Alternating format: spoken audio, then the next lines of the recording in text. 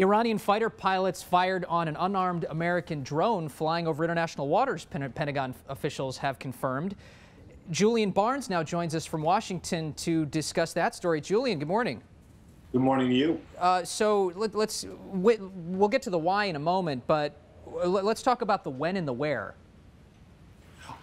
This happened on November 1st, before the election, and the U.S. officials say it was about 16 nautical miles off the coast of Iran.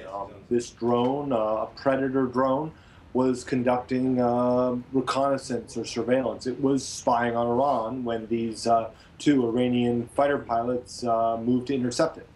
Okay, and this is a slow-moving drone. They fired, it was machine gun fire, and they missed it.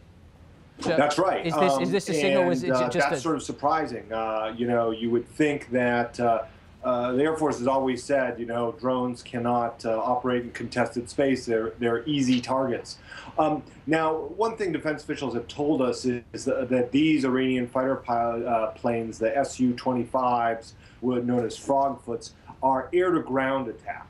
They're meant to fire their gun at ground targets, not at air targets. So that may explain why they missed. The Pentagon did say repeatedly that they believe that the Iranians weren't shooting warning shots. They were trying to destroy the drone. They just failed. Does this represent a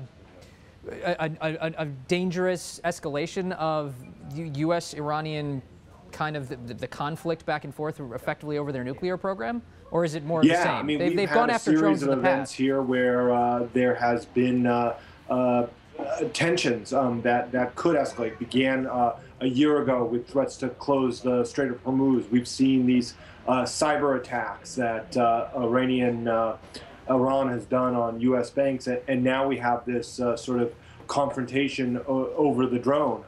Now, defense officials say one reason they kept it quiet was that they didn't want to escalate this. They wanted to privately warn Iran. They did not want to create a situation where this was escalating further. But every one of these kinds of incidents is with tensions so high, could flare up to a wider conflict. That is interesting, because this did happen on November 1st, and so the White House was briefed.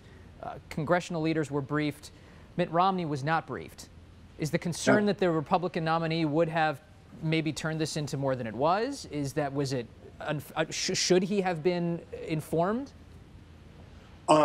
You know, there are some Republicans on Capitol Hill. Last night, Senator Jim Inhofe's spokesman said it was wrong not to brief a wider group of people.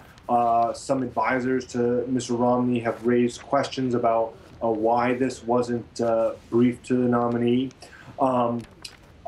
Now, on the other hand, you know, one official said to me privately yesterday that, you know, had they released this, they might have been criticized for trying to create an incident before the election in favor of Mr. Obama. So they felt they couldn't win either way. But defense officials say, in any case, it wasn't politics that made the decision, that they were trying to not escalate this situation, and what was going on was classified. They typically do not talk about efforts to spy on other countries. Julian, thanks so much for joining us. Much more in your story on A1 today.